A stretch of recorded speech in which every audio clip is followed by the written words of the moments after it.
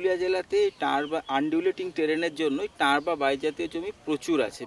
এই টাঁড় ধরনের জমিতে জ্যৈষ্ঠ মাসের শেষের দিকে আষাঢ় মাসের পহিল মানে আষাঢ়ের শুরুতে এই টাইমে এরা দেশি থুপি বলে, ওরা থুপি ধান করতোই বা করাটা আস্তে আস্তে বন্ধ হয়ে গেছিলো। এই থুপি ধানটাকে এটাকে আবার প্রমোট করা হচ্ছে। এই থুপি ধানটা করলে সাধারণত 90 বা 110 দিনের ধান হয়, ভাদ্রতক্যই ধানটা কাটা হয়ে যাবে। এই যে জমিটা দেখা যাচ্ছে এখানে এটা করছে, এটাকে বলছে ড্রাই ডিএসআর, মানে সরাসরি বীজ বপন করে যে চাষটা করা হচ্ছে এটাকে শুকনো জমিতে করা হচ্ছে। আর এই যে ধানটা কাটা হয়ে যাবে ভাদ্র মাসে, তারপরেই এখানে অন্য আর একটা কোনো সবজি কম সেচের সেটা এখানে সুন্দর লাগিয়ে দিতে পারে। আগে দিকে যেটা ওরা করতো, লাঙল নিয়ে লাঙলের পিছনে একজন এই ড্রেনটা করে দিয়ে যেত আর একজন এরকম করে করে ফেলে বীজটা ফেলে পা দিয়ে ওটাকে মিটিয়ে দিয়ে যেত। এটাতে সময় বেশি লাগতো। আর একটা যেটা হতো যে লাঙল করার জন্য দুটোর মাঝখানে যে দূরত্বটা, লাঙলটা ঘোরার জায়গাটা নিত, তারপরে দূরত্বটা ঠিক না থাকার জন্য পরে এটাতে যখন আগাছা হয় সেই আগাছাগুলো নিড়ান দিতে খুব সমস্যা হতো। তো ওই যে মেশিনটা দিয়ে যে চাষটা করছে ওটাতে একসাথে 4টে লাঙলের মতন ব্যবস্থা করা আছে, এটাকে আমরা বলি লিথাও। এবং যে ওটা দিয়ে কি হচ্ছে, একসাথে 4টে নালা হচ্ছে এবং প্রত্যেকটা নালার মাঝখানে আপনার একটা নালা থেকে একটা নালার 1 বিত্তা মানে 6 ইঞ্চি করে গ্যাপ থাকছে। তার মানে কি হবে, ধানের যে দুটো রো হবে, যে রোগুলো হবে তার দুটোর মাঝখানে 1 বিত্তা করে 6 ইঞ্চি করে গ্যাপ থাকবে।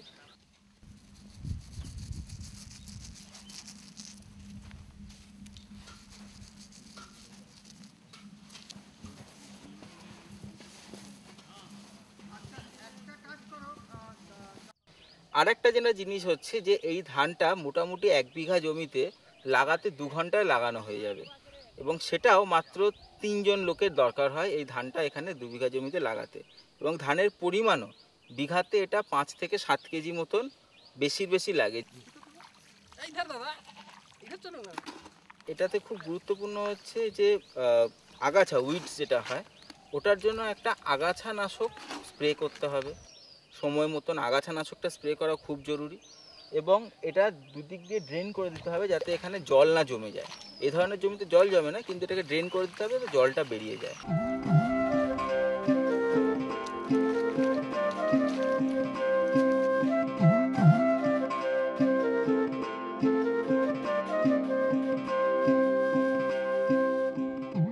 এই যে টেকনোলজিটা এখানে আমরা দেখতে পাচ্ছি, এই টেকনোলজির ইতিহাস কি? প্রধান অ্যাজ এ প্রফেশনাল অর্গানাইজেশন আমরা কি করি, আমরা লোকাল টেকনোলজি স্ক্যান করি, এলাকায় ফার্মার্সরা কি টেকনোলজি নিচ্ছে, ইউজ করছে এবং তার অ্যাডভান্টেজগুলো আমরা দেখি।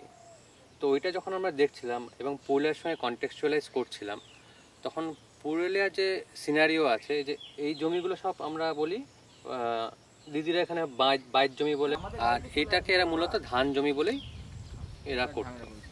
নাও এটা কিন্তু ধানের জন্য সুটেবল নয়, এই জমিটা আপনার বালি ভাগটা বেশি আছে আর এখানে জল খুব তাড়াতাড়ি নেমে যায়, তো it is not suitable for rice. এর সুবিধা হচ্ছে এটাই যে ধান না করে যদি অন্য ক্রপে রিপ্লেস করা যায়, লাইক ভেজিটেবলস, সবজি যদি করা যায়, তাহলে এটা হচ্ছে most suitable kind of land, সবচেয়ে ভালো এখানে সবজি হতে পারে। তাহলে আমরা ভাবা শুরু করলাম যে কীভাবে কোন কোন ফসল করা যেতে পারে যেটা জমির ওপরে থাকবে না। তো সেই ক্ষেত্রে এই যে ক্রিপার, যেটা লজ জাতীয় যে ফসল, এইটাতে আমরা নিয়ে আসলাম। কতটা জমি আছে এখানে?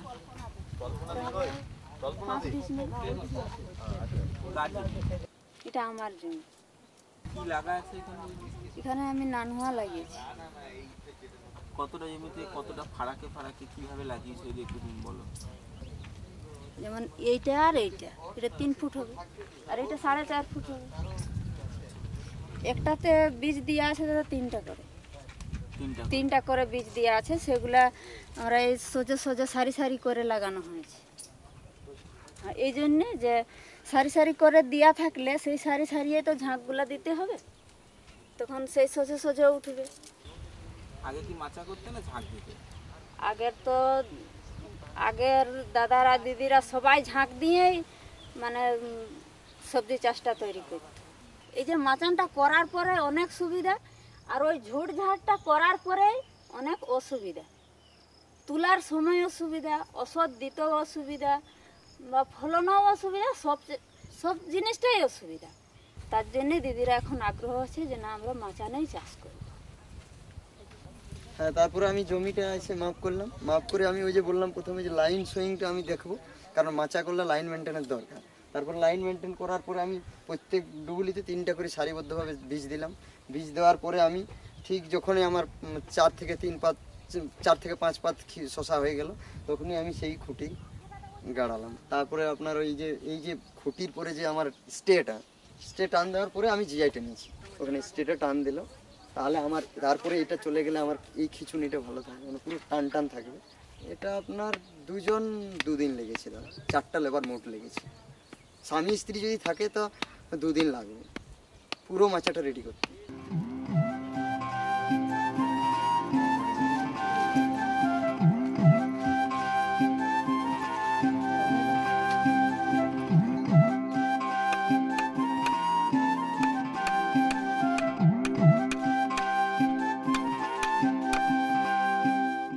এই মাচাটা করতে আমার মানে 111টি বাঁশ লেগেছে, আর সুতো লেগেছে 1 কেজি 800 গ্রাম, আর পেরেক লেগেছে 125 গ্রাম ইঞ্চি, আর খুঁটি লেগেছে আপনার 45, আর এই জিআই লেগেছে আপনার 4 কেজি থেকে 4.5 কেজি 10 ডেসিমিলের জন্য। তো 6 ফুট করে কাটেছি পার খুঁটি, প্রত্যেক খুঁটি এক লেভেলে 6 ফুট করে কেটেছি। এখানে কতটা জমি আছে তোমার? 10 ডিসমিল। তো এই জমিটায় তুমি এটা কি চাষ করেছো? শশা। শশা চাষ করেছো। জমিটা তো বললে 10 ডেসিমেল। হ্যাঁ, এটা নিয়ে তোমার কি প্ল্যান আছে যদি চাষের? প্ল্যান আছে যেমন এখন আমি প্রথম লাগালি এই শশা, শশার পরে সিম দিব, সিমের পরে ভেন্ডি দিব, ভেন্ডির পরে কিছুদিন পর পর বেগুন দিব। এই বেগুন দেওয়ার পরে যেমন আরো ঘাংরা মাঝে মধ্যে, যেমন এই ডাংবদি বলে না কি বলে তোমাদের ভাষায়, বরবটি, এই বরবটি দিব। এই করে নিয়ে মানে 6টা ফসল আমরা তুলব।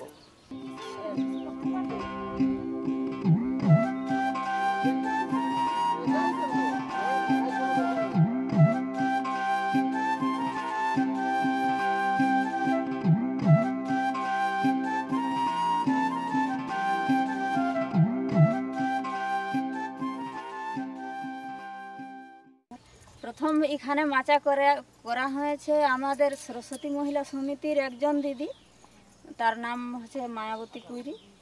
তার পরের বছর আর এই হরমোহনদার বাড়িতে হলো একটা মাচা, তারপর আমার বাড়িতেও হয়েছে।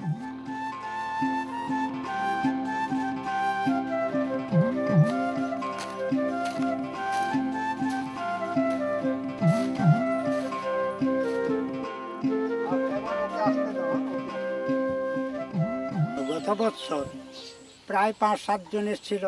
এই বছর তাদের লাভ দেখে নিয়ে প্রায় 70-72 জন গ্রুপের এখানে চাষি চাষ করেছে।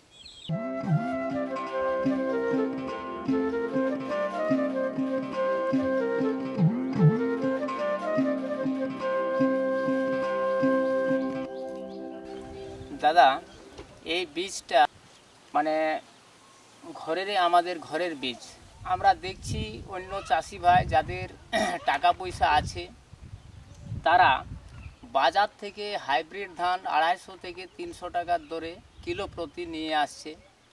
আমাদের সেই ক্ষমতা নেই। আমরা সেই আমাদের ঘরের বীজটা আমরাই সেইভাবে বানাচ্ছি আর কি। প্রথমত আমরা সেই আমাদের ঘরের বীজ আমরা আমাদের কুলা দিয়ে পাছড়ে নিয়ে যা আমাদের আবর্জনা আছে সেটা বের করছি। তারপর খুব ভালো জলে সেই ধানটাকে আমরা আবার জলে দিয়ে নিয়ে যা আবর্জনা বের হয় সেটা আমরা ফেলে দিচ্ছি বাইরে। তারপর আমরা সেই জল থেকে ধানটা তুলে নিয়ে আমরা লবণ যে জল আমরা নিজে তৈরি করছি।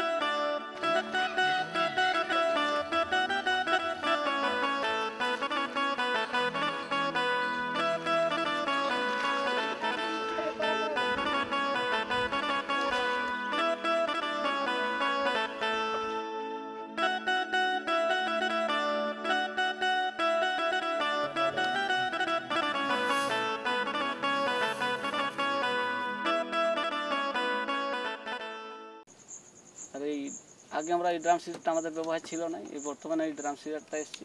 আগে আমরা হাতেই এমনি করে দিতাম ফুট হিসাবে। এই ড্রাম সিডারটার কাজ হলো যে আপনার এইটার যে ফুটোগুলো আছে, ফুটোগুলো তো অনেকগুলো আছে, তাই ইয়ার করার জন্য মাপটা সঠিক রাখার জন্য কিছু ফুটোকে বন্ধ করে দেওয়া হয়েছে, যাতে 7 ইঞ্চি 8 ইঞ্চি করে দূরত্বটা হয়, বীজগুলো বেরাবে একটার পর একটা একটার পর একটা। আর এইটার ইয়াটা আছে যেহেতু মেশিনটা যাবে, মেশিনটা যাওয়ার জন্য এইটাও আছে। এই জমিটাতে আমার 10 থেকে 12টা কামিন লাগতো। এছাড়ার পদ্ধতির মেশিনটাতে দেখা যাচ্ছে যে আমরা যদি চাষ করি তাহলে ওই যে 12-13টা কামিনের ইয়াটাও বাঁচছে, লেবার কস্টটা। আর সেই সঙ্গে হচ্ছে যে এটাই 1-2 কাজ করলেই আমাদের এটা হয়েছে এই পদ্ধতিতে, এটাই আমাদের অনেকটা সুবিধা আছে। তার জন্য এই পদ্ধতিটা আমরা এবারে নতুন শুরু করেছি।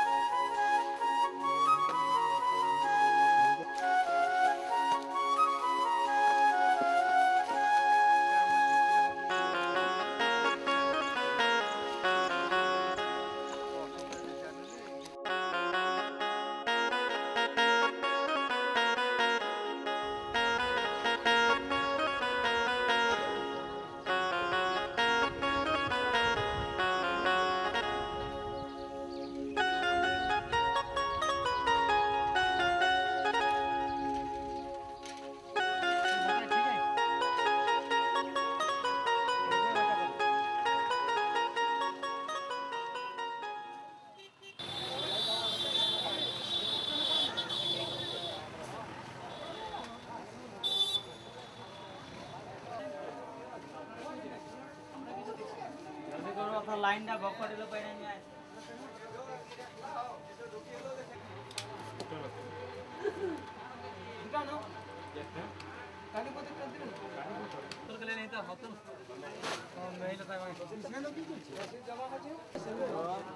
কি ভাবছেন যে মানে উঠা দিয়ে দিলে হয়ে যাবে?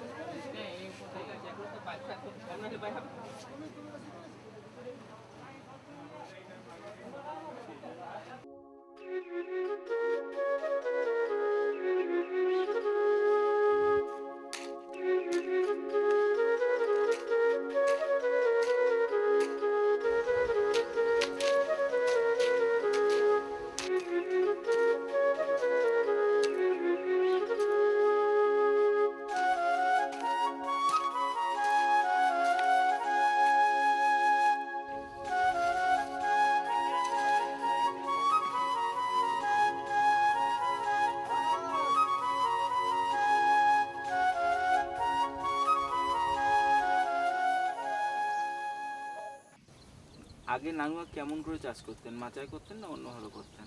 আমরা এই গ্রুপে এসে নিয়ে কিছু জিনিস জানতে পারলাম আর কি। আমরা তো আগে চাষ করতাম ঝাঁক দিয়ে নিয়ে, ঝাড়ালো ঝাঁক দিয়ে নিয়ে। সেটাতে আমাদের অসুবিধা হতো, মানে এই কড়খনের জন্য, কোদাল চালানোর জন্য, চোখে লাগাবার বা ফসল তোলার সময় আমাদের মানে খুব ভয়ের ব্যাপার ছিল আর কি ওটাতে।